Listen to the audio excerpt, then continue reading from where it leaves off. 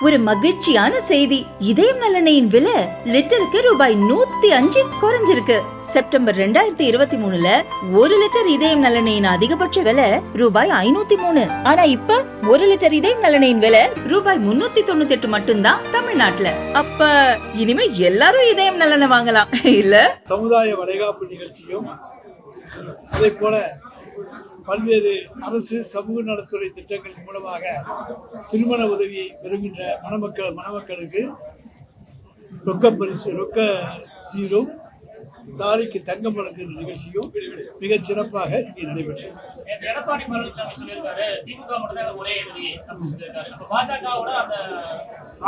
பரவாயில்ல, ஒரு வருஷத்துக்கு முன்னால 2 எதிரி, இப்போ ஒரு எதிரிங்கிறாரு. எங்களை பொறுத்த வரைக்கும் அண்ணா திராவிட முன்னேற்ற கழகத்தை நாங்கள் என்றைக்குமே நண்பர்னு சொன்னது கிடையாது. அவர்கள் எதிரிகள் என்று சொன்னாலும் கூட களத்திலே திராவிட முன்னேற்ற கழகம் எத்தனை எதிரிகள் வந்தாலும் அவர்களை நாங்கள் சந்திப்பதற்கு தயாராக இருக்கிறோம். அவர்கள் தலைவி சொன்னதை போல எங்களுக்கு கண்ணு கெட்டாத தூரத்திலே எந்த விதமான எதிரியும் தென்படவில்லை என்று நாங்கள் சொல்கின்ற அளவுக்கு இல்லை. நிச்சயமாக எதிரிகள் இருக்கிறார்கள். அவர்களை பல மடங்கு வெற்றி செய்யக்கூடிய ஆற்றல், தெம்பு, திராணி எங்களுடைய தலைவருக்கு இருக்கிறது.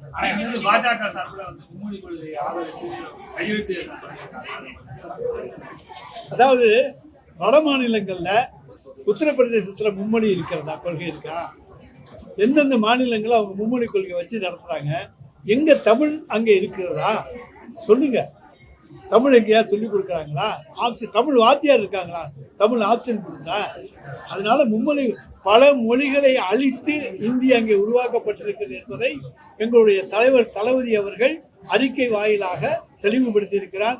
சிறு சிறு மொழி சிறுபான்மை மக்கள், அதாவது கொஞ்சம் மக்கள் தொகை கொண்ட மக்கள் பேசுகிற பல மொழிகள் அழிக்கப்பட்டு அதன் மூலமாக உருவாக்கப்பட்டதுதான் இந்தி மொழியை தவிர இன்றைக்கு இந்தி பேசுகிற மக்கள் இந்தியா பூரா கிடையாது. ஒரு காலத்துல அதிமுக பாஜகவோட கூட்டணியே இல்லைன்னு சொன்னாங்க. அதாவது மனிதனுக்கு நாக்குன்னு ஒண்ணு இருக்கணும். அவரை பொறுத்த வரைக்கும் சொன்னாரு. இப்ப கூட ஒரு 2 மாதத்துக்கு முன்னால கூட எங்களுக்கு பாஜகவுக்கு கூட்டணி இல்லைங்கிறாரு. இப்ப திமுக மட்டும்தான் எதிரிங்கிறாரு. நல்லது. எங்களை பொறுத்த வரைக்கும் நாங்கள் வெற்றி பெறுவதற்கான வழிகளை பார்த்து கொண்டிருக்கின்றோம். தொடர்ந்து தளபதியின் ஆட்சியை கொண்டு வருவதற்கு பார்த்து கொண்டிருக்கிறோமே தவிர எடப்பாடி